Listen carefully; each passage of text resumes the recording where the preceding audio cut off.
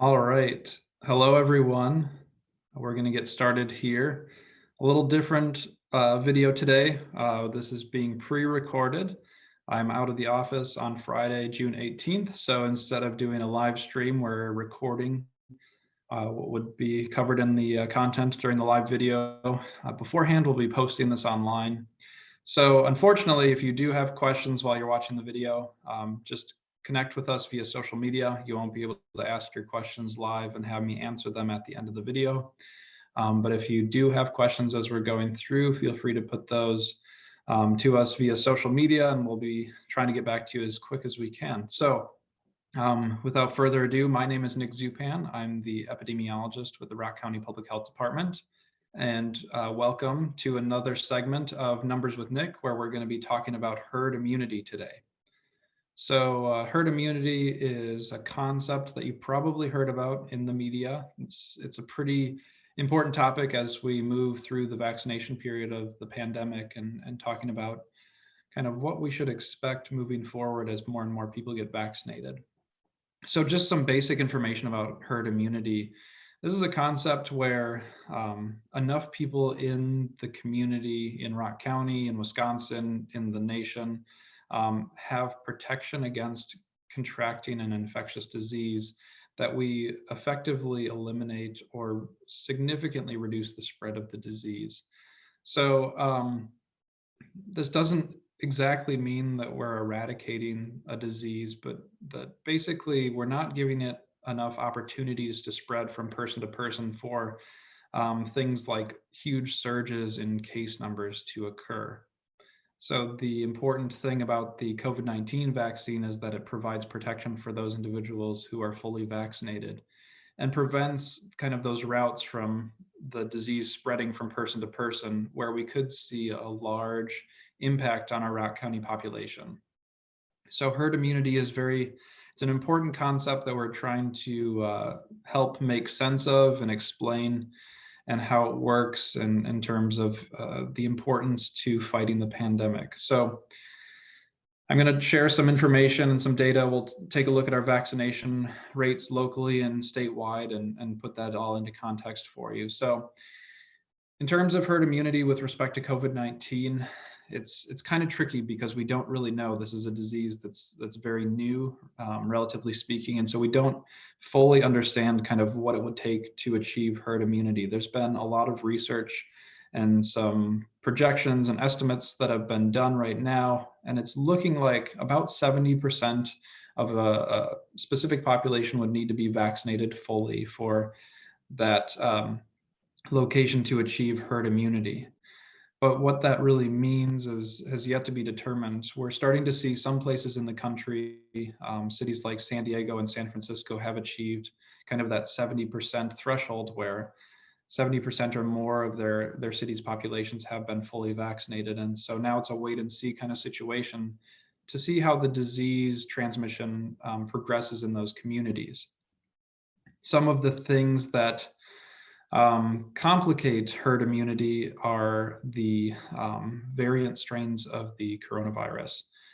So we've talked in other videos about the variant strains that are currently circulating in Rock County.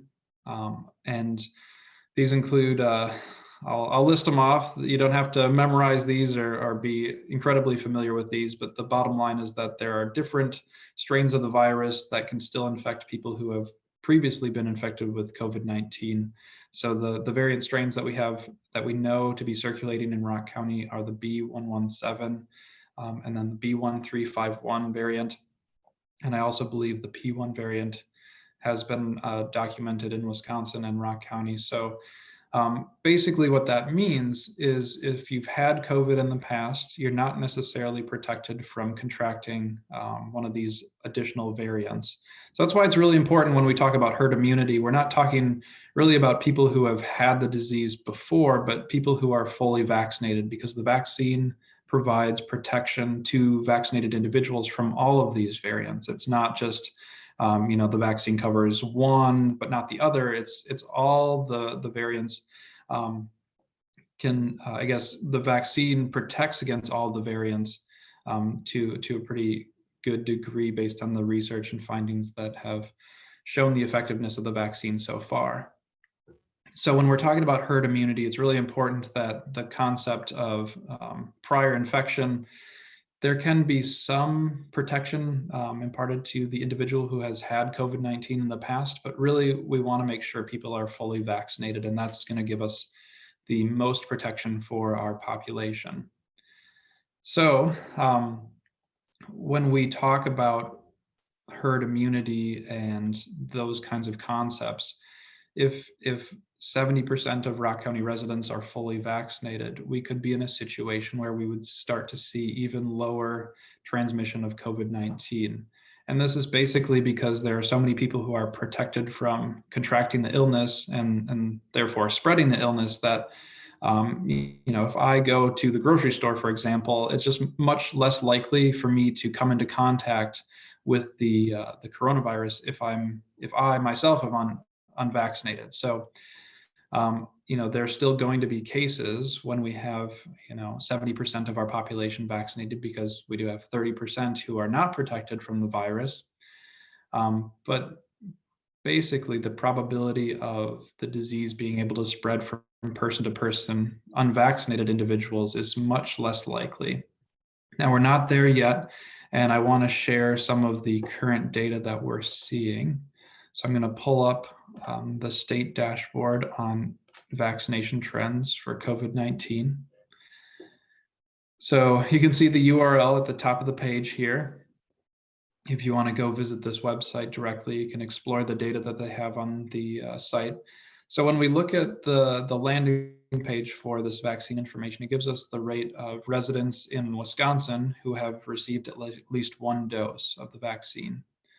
And when we're talking about herd immunity, we really want to focus on those who are fully vaccinated, but we do know that there is some protection imparted to those who have received at least one dose of the vaccine. So right now, we're at about 49.2% of all Wisconsin residents have gotten at least one dose of the vaccine.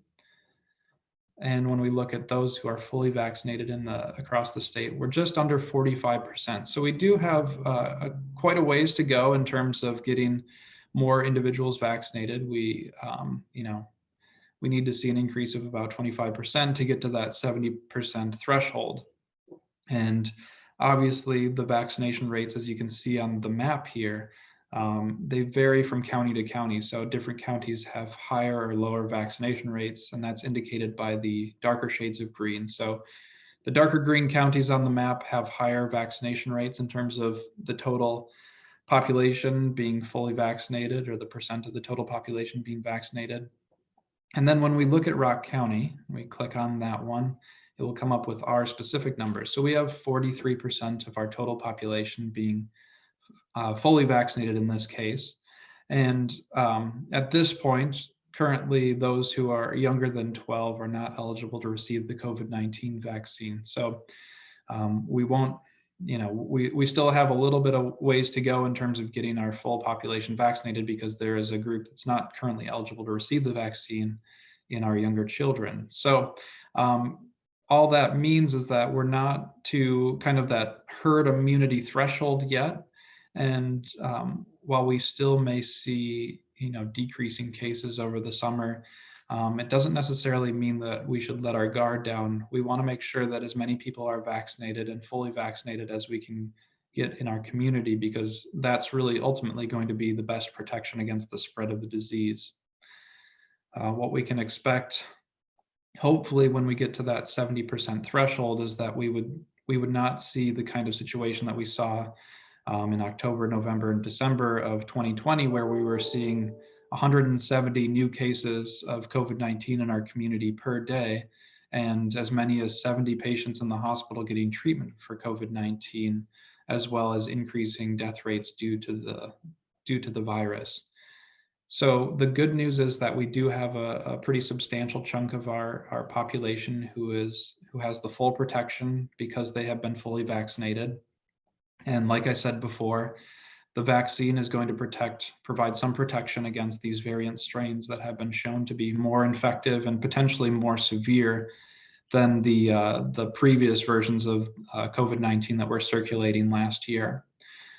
So we have 43%, and we really want to get to that 70%. And in certain instances, we do have above that 70% threshold in terms of our age groups that are covered. But really, until we have a general coverage of the vaccine across the entire population, this just means that those individuals in the 65 and older group are protected from the virus. But in terms of the virus being able to continue to infect unvaccinated individuals and spread from person to person, we're not there yet, even though our 65 and older population has surpassed that kind of 70% threshold. So at this point, this is kind of all the data that I wanted to cover for the video today. If you are looking to get vaccinated and trying to figure out where you can get your COVID-19 vaccine, I invite you to check out rockcountyshot.com. This will provide you with information in terms of pharmacies, healthcare providers, and also community-based clinics where you can get the vaccine at no cost to you. If you do have questions about the COVID-19 vaccine in terms of its safety, effectiveness, or other questions that you may have, I encourage you to reach out to your doctor and have those conversations with your medical provider. If you don't have a doctor, you're more than welcome to call the Rock County Public Health Department or visit our website, and we can have one of our public health nurses talk to you about the benefits and the safety and the effectiveness of the vaccine. So with that, again, we're not live today, so we won't be able to answer the questions live on the stream, but if you want to submit those to us via social media, you're more than welcome to do that. And we'll see you in a couple weeks. And if you do have questions or topics that you want us to cover on the Numbers with Nick segment, feel free to reach out. Until then, we'll see you next time. Thanks, everyone.